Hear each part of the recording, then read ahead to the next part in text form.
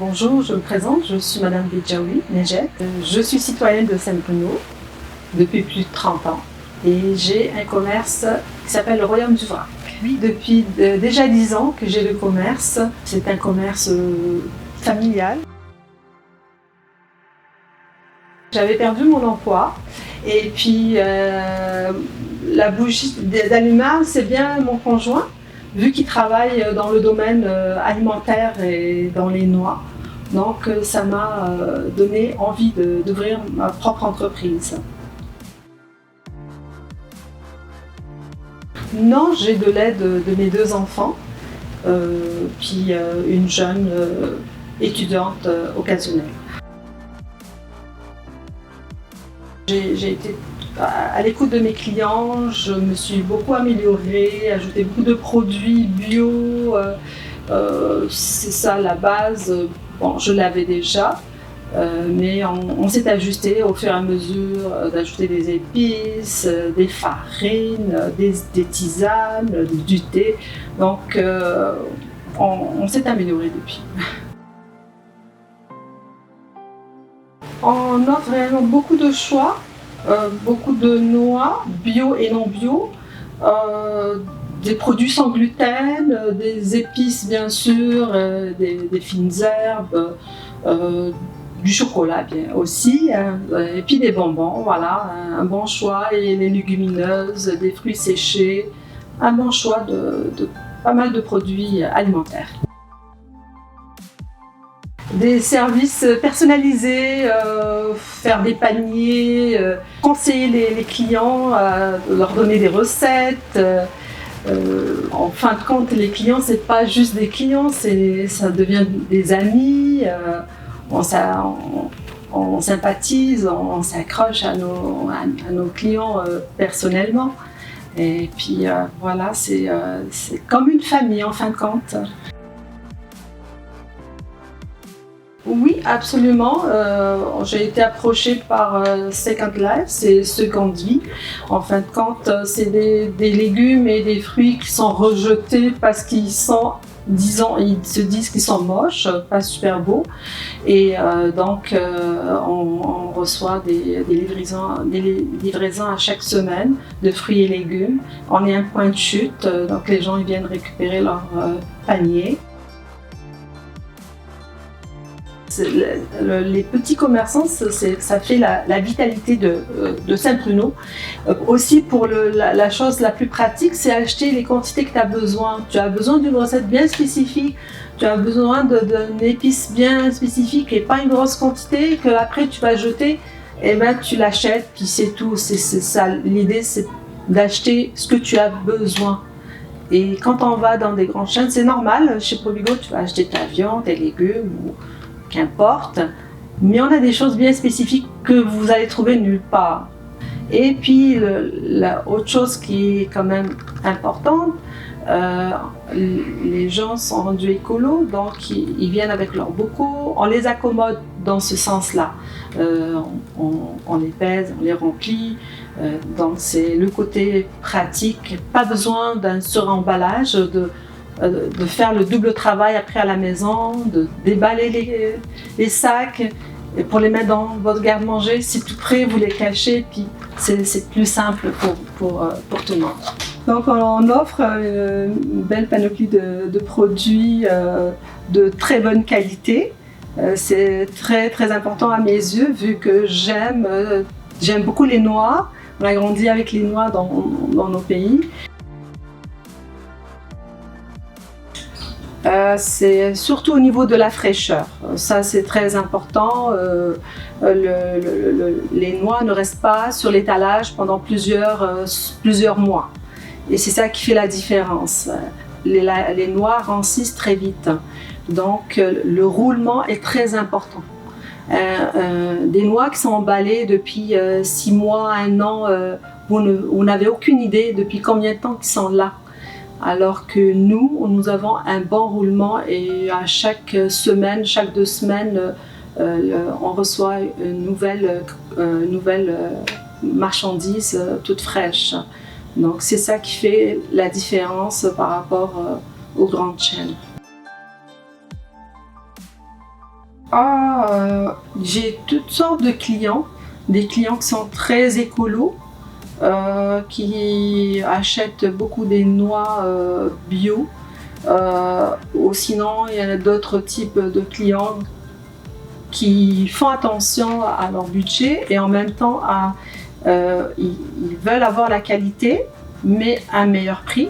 Donc on leur offre aussi ce choix-là. Réellement, quand on a ouvert le commerce, on était plus focusé sur les noix.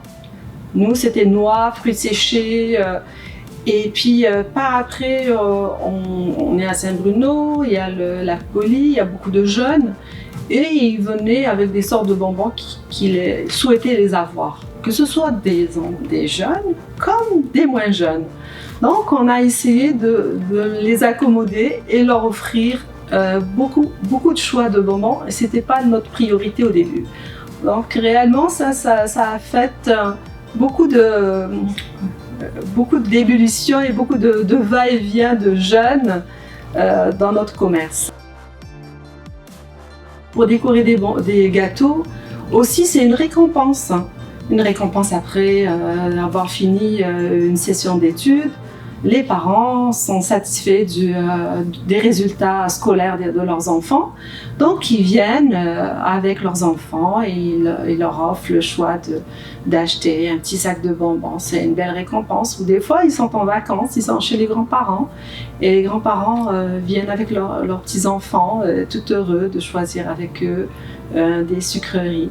Donc ça fait réellement de la vie. Puis moi, les enfants, c'est très précieux pour moi. Puis de voir leur visage souriant me fait très chaud au cœur. Voilà. Puis j'ai vu des enfants en bas âge dans les poussettes. Puis là, ils viennent choisir leurs bonbons. Je les reconnais. Donc ça fait comme très famille. Est-ce que vous les voyez grandir aussi? Absolument, je les vois grandir depuis qu'ils ont 5-6 ans. Puis là, c'est des adultes. Ils viennent me dire « j'ai fini mon cégep ». Alors ça me fait chaud au cœur de les voir. Ouais. Oui, tout à fait. Au début, on n'avait que du vrac au début.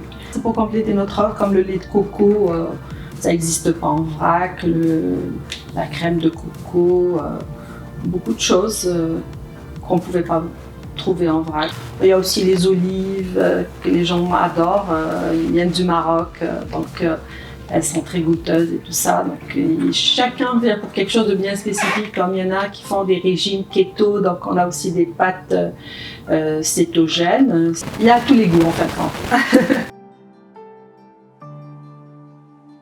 Je suis exotique moi-même, je viens d'un pays méditerranéen, donc veux pas, ça m'interpelle et j'aime offrir des choses d'ici et d'ailleurs, une belle variété comme pendant les fêtes, on va avoir du nougat, des calissons, des marrons glacés, donc c'est vraiment des choses de qualité, puis c'est ça qui nous démarque d'autres commerces, je pense.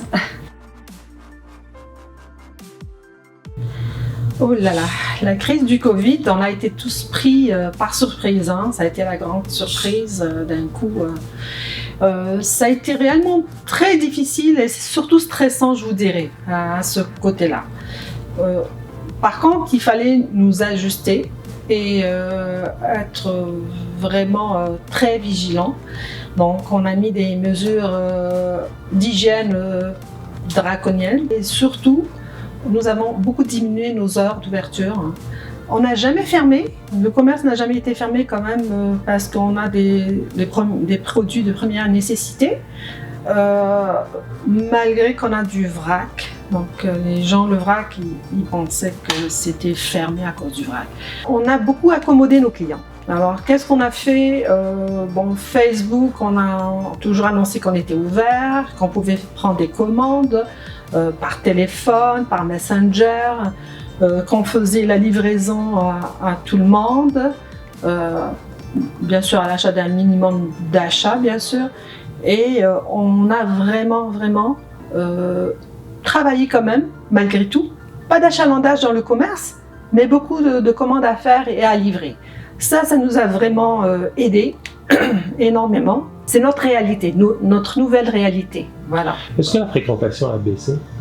Oui, elle a baissé. Oui, elle a baissé. Premièrement, les jeunes n'avaient plus le droit de venir dans les commerces. Les jeunes? Les jeunes enfants, nous, les jeunes, à partir du printemps, ils viennent en vélo. Ils ont 10-12 ans. Saint-Bruno, c'est une petite ville. Hein. Donc les parents autorisent leurs enfants de se déplacer et de venir acheter des bonbons. La fin de l'école aussi, après un examen. Donc beaucoup de jeunes ne venaient plus. Ça c'est sûr. Et aussi les moins jeunes aussi, vu que les gens qui ont plus de 70 ans n'avaient plus le droit de se déplacer. À un certain moment, le gouvernement disait que restez chez vous. Donc ils faisaient des commandes, puis on leur livrait avec plaisir. Voilà. Le lien de confiance n'a pas été rompu du tout. Vu qu'il y a eu beaucoup de monde qui se sont questionnés. Vous avez du vrac, comment vous fonctionnez? Nous, ce qu'on a fait dès le début, on a les clients étaient habitués à se servir eux-mêmes. C'était tout à fait normal. Et là, ils n'avaient plus le droit de se servir. Donc, c'était nous qui les servons. Ça nous a donné vraiment une tâche de travail beaucoup plus grande. C'est ça, mais on laissait personne toucher aux cuillères, pas à cause du Covid, la contamination. Donc on essayait de se protéger et protéger nos clients. Les gens de Saint-Bruno, c'est des gens très civiques et ils pensent au bien de tout le monde. Donc il n'y a pas eu j'ai réellement pas senti de l'animosité ou de l'énervement de leur part. On était résiliés en fin de compte, tout le monde était résilié. Jusqu'à présent, je n'ai pas eu plus de 3 clients dans mon commerce depuis le Covid. La discipline était très bien acceptée et on a bien assumé, je pense, malgré tout, malgré même les enfants, je les laisse pas. C'est triste à dire, ils avaient du plaisir à se servir, mais maintenant on leur dit c'est nous-mêmes qui allons vous servir et ils le prennent bien.